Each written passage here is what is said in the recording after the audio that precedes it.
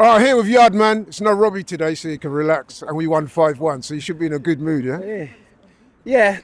Remember we speak about after the Carabao Cup if we should start Jesus, and I did say, you know what, he's on a farm, why not start him? And you know what, he done good, score 2 again. I mean, within what, 15, half an hour of football and score 5 goals. But don't get it twisted, don't get carried away, we still need a striker. Yeah, I was asking some of the other guys that, and I was interested to hear their responses. But, you know, I'm with you. I still think you need a striker. But in the meantime, Gabby Jesus, he's doing his thing, man. I mean, how do you explain it? Like, before last week, the man had scored, like, a couple of goals in the whole of 2024. One goal. Yeah, couple of goals in 2024. Now he's got 5 in a week. What do you put that turnaround down to? We could put it down to he's taking his chances. We could put it down to it's time for Jesus to step up now. We could put it down to a lot of things. But the main important thing is that, is he going to keep up this form? And we're not sure. We more likely think that, you know what, this is going to end sometime very, very soon. I don't wish for that, but we just have to think positively and don't get carried away, as I said, and go and get a striker. We need to get a striker because you can see at times it's a long time now we haven't scored an open goal. This is like the first in a very, Jesus scored a first in a very long time. So that speaks for us, that speaks volume that we need a striker. Surprisingly, I seen take off Avert never normally happen, and starting the both of them never normally do it. He did it a couple of times, but that was a surprise, you know, I must admit. Or maybe it wasn't a surprise. I mean, I know the manager's a big fan of Havertz, but a lot of people were saying on the way down here that it should be one or the other. And yet he went for Jesus up top and he still played Havertz. Was you surprised with that? Or? No, because like I said to you with the last game that, you know what, Avert not even scoring as well. I mean, he's not giving us... Remember, he's a makeshift number 9, so we can't depend on him for give us 20, 25 goals.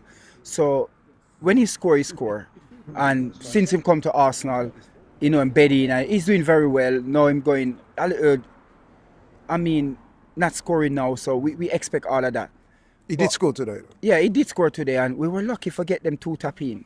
I mean, I was thinking that they were offside, but you know what? Palace is a good team, and it's not often we come here and win by that big margin at Palace, and we know Palace stay. And so we have to big up to all the guys who play well. Saka came off, and I wasn't in the stadium when Saka came off. So I know they're telling me it's a bad one. A bad one, yeah. I didn't see it. I wasn't in that at that time, so I don't know. But you know what? We have a runner game coming up during this Christmas period coming up, and we're definitely gonna need him. So if it's a bad one, we can't rush him back because we don't want it to get even worse, and we just have to play without him. Even though he's a star boy, you know, we never say nothing bad about Saka, but you know, I wish him all the best and a speedy recovery because we're definitely going to need him. But moving on from that, like I said, Mikel Arteta have 3 games to save his Arsenal career. Really? 3? Wow. He have 3 games. Tell me about that. He's got Newcastle at home, Newcastle away, and hopefully it's going to be Liverpool at the Wembley. And those 3 games, he's got to win it. This is the first cup that Mikel Arteta could actually win. And people have to understand, since he's been there, yeah, this is the apart from the Premier League where Man City was just that good, but in a cup game, this is the closest he ever come as a manager, apart from Unai Emery team that he win with, that FA Cup. But this is the closest. What about the 2 Charity Shields? Well, Charity Shield doesn't count. It doesn't count. It doesn't count. But like I said, it's 4 competitions he always play for. Yeah, the Champions League, Carabao Cup, FA Cup, and the league. No, this is the like I said, this is the closest one to let these players know that they can win, and bring that winning mentality to them. So there's no way I expect him to lose against Newcastle. We have the first leg at home, the second leg away.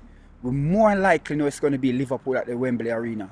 We can beat them. We see what we've done to them at the Emirates Stadium. They were just lucky enough to beat us. So we have to understand that. You know what? Mikel Arteta have to understand, not we, Mikel Arteta have to understand these 3 games is to make a statement, to state to we, the fans, the owner, that he can win trophy. Because trust me, I don't want to say it. I'm backing him through the Carabao Cup. I'm backing him, but him have to. This is a must that we get this cup. There's no pussyfoot around it. We have to get this cup. Today, we see what the team can do. It wasn't our full strength team. Good to see him rest Declan Rice in a game like this, which is a must-win game. Good to see him resting because there's a giant. There's so much game going to come up. So we're going to need every single player to be on form and to fit. Like I said, barring Saka, we don't know what's going on. Yeah. But this Christmas period, we have to make a statement going into the January transfer window. We have to make a statement. We have to claw back some points off Liverpool and put back ourselves in the title race. And the only way we can do that is to take every single Nottingham Forest, Brentford. You know, Brentford, they have the best home record right now in the Premier League. They did lose, though. Yeah, well, they still have the best home record. So I just want to ask you here because it's interesting because both in the ground and outside the ground, quite a few of the fans I've spoken to have said the 5-1 looks really exhilarating, but they were still not happy with some aspect of the team's performance today. Are you one of those guys, or are you one of those guys that we take the 5-1, everything's good? Or are you looking at it thinking, yeah, we won, the result looks impressive, but there's room for improvement? You know what? Looking back at the Benfica game, and what other game? There's another game I forgot that we play, and I'm saying that, you know what? Even though we win 3-0 Sporting, it still wasn't. Yeah, it still wasn't a performance that I see worthy of hype up. But today, Crystal Palace played good because they could score a couple of goals. We hit the bar twice, so I wouldn't have any qualms about this game and the way we play, because then again, we wasn't really at full strength. Declan Rice wasn't there. You know, he's injured in the midfield. So I didn't really see nothing to say, you know what, we didn't play well. And I didn't see nothing to say that Crystal Palace didn't play well and we just run over them like that. So Raya make a couple saves, the double save that like it's a trademark save for him now to go down and to get up back. So Crystal Palace did play well today. So I don't know what people see, but for me personally, I would say it's a good performance. Scoring 5 here, like I said, it doesn't really happen. Arsenal doesn't really do that here at Sellers. So today, I would say the performance is not. I wouldn't say it's not good.